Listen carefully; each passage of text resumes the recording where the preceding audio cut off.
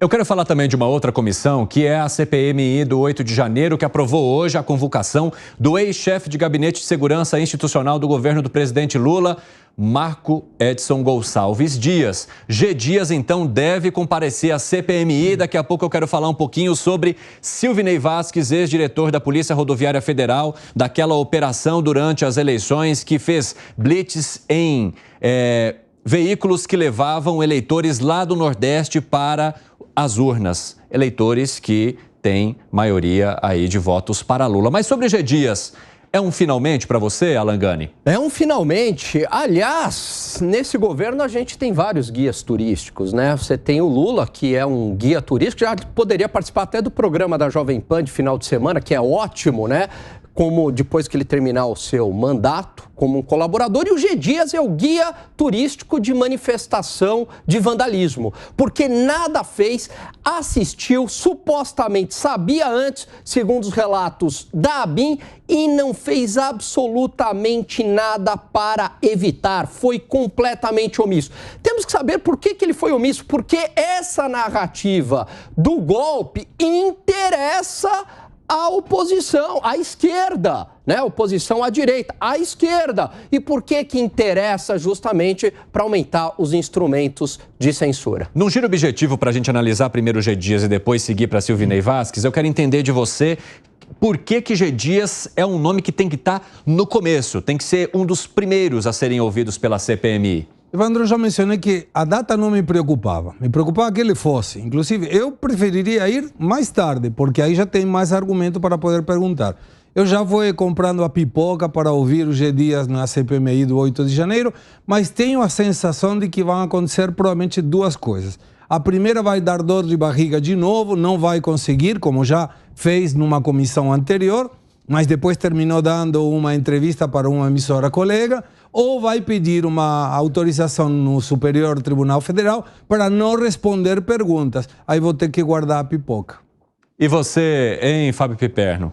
G. Dias, há uma obrigação para que ele explique por que ele ficou circulando pelos corredores da forma como o Alan Gani acabou de mencionar aqui para a gente? Claro, eu estou muito ansioso para saber por que o general G. Dias, que servia ao governo Lula, foi tão afável com os bolsonaristas criminosos que invadiram a sede dos três poderes. Quer que eu te responda? Eu gostaria muito de saber. Ele tem anos de amizade com o Lula, foi segurança pessoal do Lula, foi chefe do governo, da segurança do governo Dilma. Por isso, ele tem uma relação estreita com o PT, não com o Bolsonaro. Se eu sou parlamentar, eu perguntaria exatamente o seguinte para ele. General, por que o senhor foi tão afável com os bandidos criminosos bolsonaristas que invadiram a sede dos três poderes? Eles são seus amigos? Mas antes poderia perguntar, o senhor já sabia que ia ter invasão e não fez nada?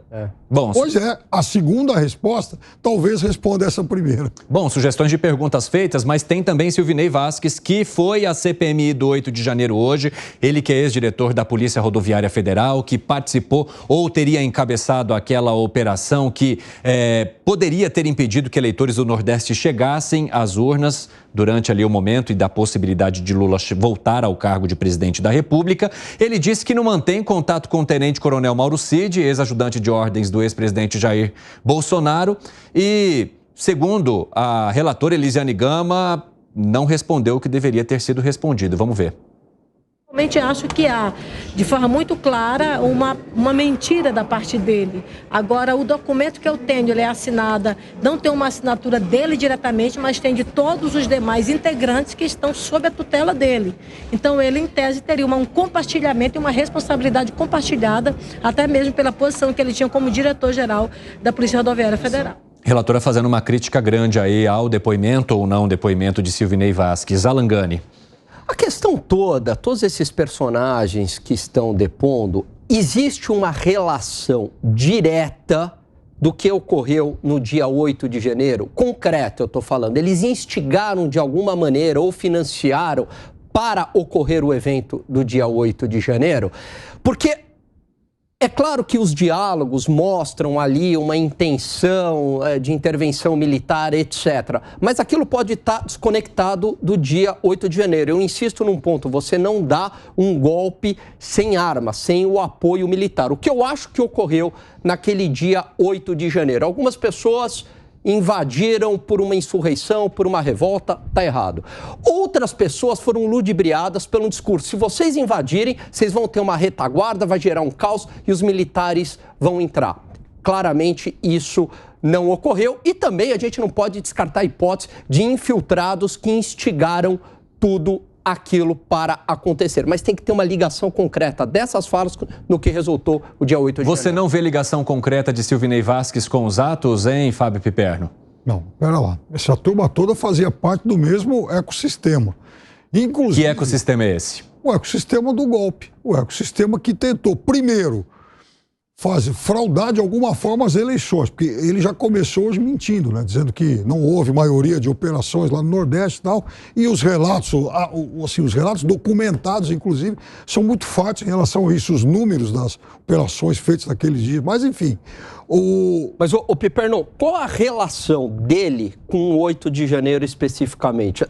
A operação da Polícia Rodoviária e supostamente impedindo uma votação com o dia 8 de janeiro? O 8 de janeiro, já disse várias vezes aqui, ele não é um fato isolado. O 8 de janeiro ele nasceu no dia 30 de outubro.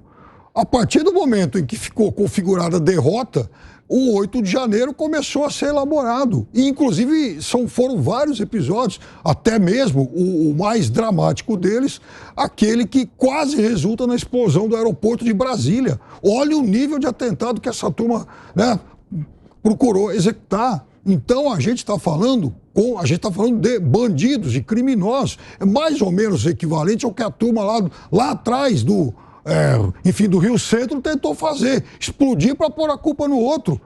A bomba, né, por obra divina talvez, acabou explodindo em cima dos autores do atentado. Agora aconteceu quase a mesma coisa. Gustavo Segré. Não vejo, até agora pelo menos, as investigações não mostram nenhum vínculo entre a pessoa que tentou explodir o aeroporto, nem sequer com Mauro Cid.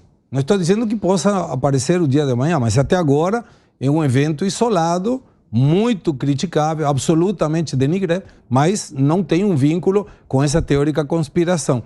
Mas uma coisa que Posso te dar o vínculo? Claro, por favor.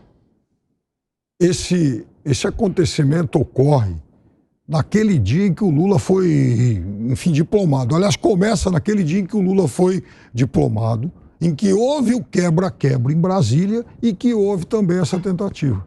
Mas isso aonde que entra essa relação? A data... Concordo, mas qual é a relação? O quebra-quebra em Brasília é organizado também por gente que estava lá, enfim, amotinada naqueles acampamentos, aquela coisa toda. É que são suposições válidas. Para mim parece que a justiça que deveria dizer, tem um vínculo, está aqui, esse vínculo. Se não, são suposições. Piperno, mas não, desculpa. Me permita uma questão. Há um tema que é muito interessante que eu observei no depoimento do ex-diretor da Polícia Rodoviária Federal, é a vontade dele falar. Ele entrou na CPMI com uma vontade de falar absurda, poucas vezes vista. Até onde eu observei, ele respondeu absolutamente tudo. Inclusive, desmentiu a fake news de que um dos mestrados que ele tinha feito na Espanha tinha sido pago pela Polícia Federal, como a relatora afirmava, e ele desmentiu categoricamente. Fui eu e paguei com meu dinheiro.